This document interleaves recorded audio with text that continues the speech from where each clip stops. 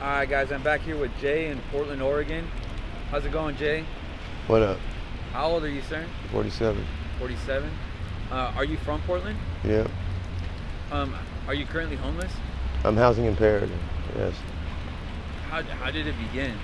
I'm homeless because of illegal activity by Portland police officers, actually. Really? This is a fact.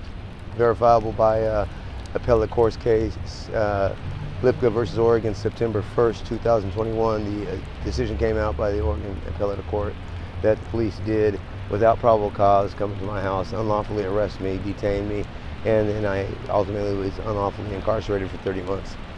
And I lost my house and everything, and I'm still currently trying to get my life back together now. And I have to go through the process of suing them. You know, they don't come and say, oh well, you know what, we've cost you everything. Yeah.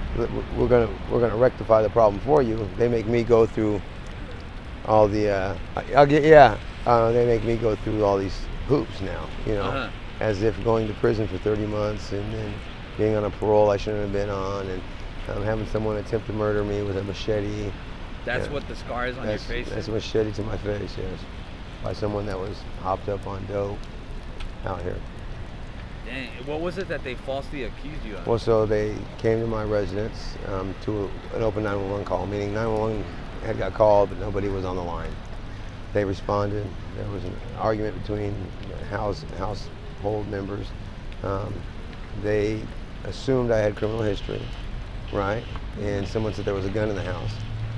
And they commenced an illegal search, found a firearm, and charged me with it. Wow. Yeah. And so you're still going through all the hoops with that, huh? Yeah, but it's very difficult because, you know, I start to get my paperwork done, get things done, and somebody steals something. I mean, literally, Christmas Eve, Christmas was looking at least halfway decent for me. Here, let me move this real quick if you can just step with me. Just a cut hair, just a hair. And so, anyways,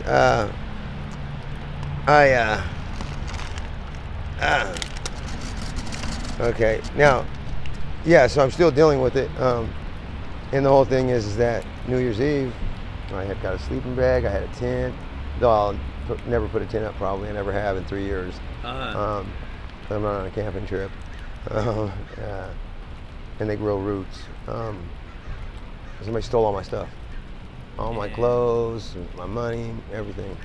You know, so now, since Christmas Eve, I've been in the same clothes. I've had nowhere to go because I don't have no family here. My dad just died 30 days ago. And now I'm just trying to get, you know, out to where my mom is, but I got to get a ticket. Where's your mom live? She's in Klamath right now. Oh, okay. Washington? Falls. Oh, Klamath Falls, Oregon. okay, Yeah. okay. And so, but I don't have the money for the train ticket, so it's one thing after another. Do you have any children? I do. I was married for 13 years. Oh, okay. 7 kids. 7 kids? 3 grandkids. Yeah. Oh, okay. Do you get to see them at all? You know, not at this point. You know, my ex-wife finally decided she found this decision to be appalling. This situation to be appalling. The effects of this is, you know, put it this way. The courts have decided that a person that's unlawfully incarcerated starts at $1 million a year in compensation as a baseline, because they've started to realize that the effect of incarceration is so damaging. My ex-wife, she just is appalled by the situation, and so she just doesn't even want to talk to me now. Yeah. What message do you have for the youth about homelessness, about being homeless? About being homeless. Well, you know, my opinion of homeless people has changed quite a bit since I've been homeless. How was it before and how is it now? I used to be more willing to help people out. I'm not so inclined now. You know, a lot of them are just, they want handouts. They don't want a hand up. You know, they want them to be, you know, coddled and pampered, and you know, they feel that there's this entitlement, you know, and the programs are ineffective, the funds are misallocated. It's just a broken system that needs a lot of retooling. And there's a lot of simple things that could be done. But you know, I don't believe people want to be carried. I think they want to end up with a feeling of self-reliance. You know, they want to be able to feel that they're doing something for themselves. And so, you know, for the youth, I mean, it's definitely not a place you want to be. You know, and it's not a joke out here, and you know, and just, you know, not everybody out here is a bad person, and everybody's got a different story, and you just can't judge a book by its cover. What's the craziest thing that you've seen out here in the streets? I don't know if I mean, the problem is that living in a lifestyle like I have and things, there's not too much I see that would strike me as crazy. You know Yeah. what I mean? But I mean, you know, let's just say, for example, I mean, hey, I got hit in the face with a machete. You know, Yeah, for sure. That's definitely for no reason. You know. What were you doing when I you was got trying to struck get back some stuff that was stolen. with- And somebody tried to make a scene, and some guy was like, well, it was something. He was just a bully, and he tried to bully the wrong person, and then he ran off and got a machete. And what happened to that person? Did they end up going to jail, or? Well, you know, it's a funny thing. Equal protection of law doesn't seem to apply to me. You know, I contacted the police about my stuff being stolen. I said, I know where it's at. I know who stole it. And police said, oh, well, yeah, there's nothing we can do. Wow. And so, you know, I just, you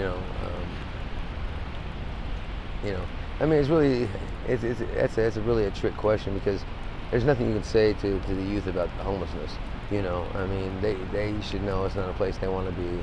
It's not a game out here. This ain't a joke. You know, and you know, don't be too trusting of people that are homeless. Yeah.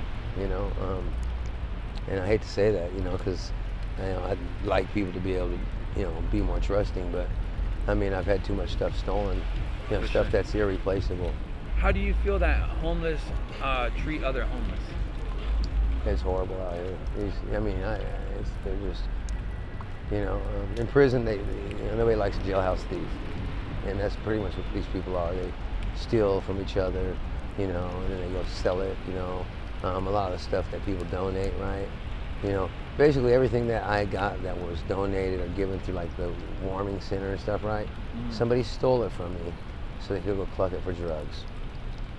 So basically I've been, you know, freezing for the last few days without anywhere to sleep, anything to sleep in, anything to stay warm and dry, because some junkie. And there's a difference between a drug addict and a junkie. I've used drugs. I've never stolen from someone to support my habit, you know. I've never taken nothing from no one else to do that, you know. And so, and that's another thing that's really a sad thing, you know. People go and they help out people out here because they want to feel good about what they're doing and do it for someone. Just to have those people not appreciate it. Have you ever had a homeless person come up to you and want to fight you or cause a scene for no reason? Because I've had quite a bit of people telling me that, that they have to, like, they got to stay up at night, you know? That's the whole thing. That's how I got into using some of the drugs in the first place, because trying to stay warm, or at least feel like I'm warm, you know, and to keep moving, because, you know, my stuff got stolen because I fell asleep, you know, or I had a blackout. Actually, I black out. I have episodes. I've had head trauma and stuff, but and so I basically wasn't there, and my stuff. But every time I've had stuff stolen, it's been because I was asleep.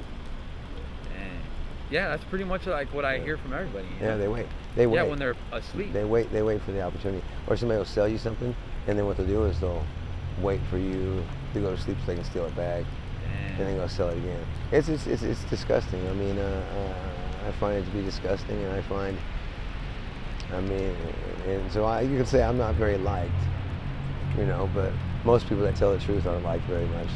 What message do you have for your family or friends if they end up seeing this YouTube video? Well, my family and friends, well, you know, I don't know, because I haven't talked to my family in a long time. I've seen my mom maybe once in the last 7 years, and we used to see each other every day. And she was upset that I wasn't there for Christmas.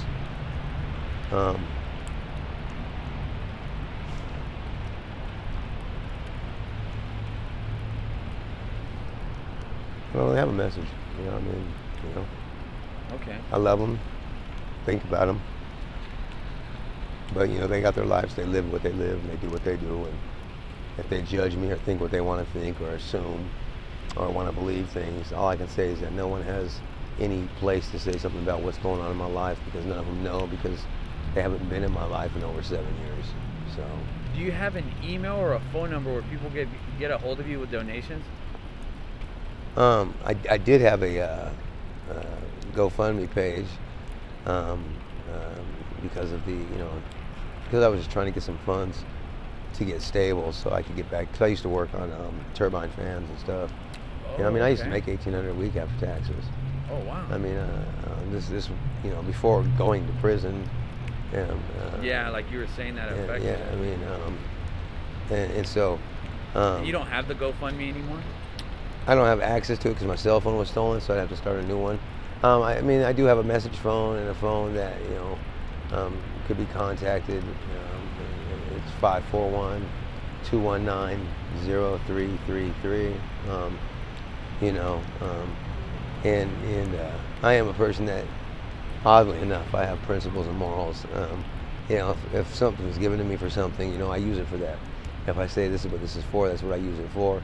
And it's been a little comedy thing for me and some relatives at a time or two, because like, well, once I gave you the money, you do what you want with it. I said, but yeah, but I asked you for it for this, and this is why you gave it to me.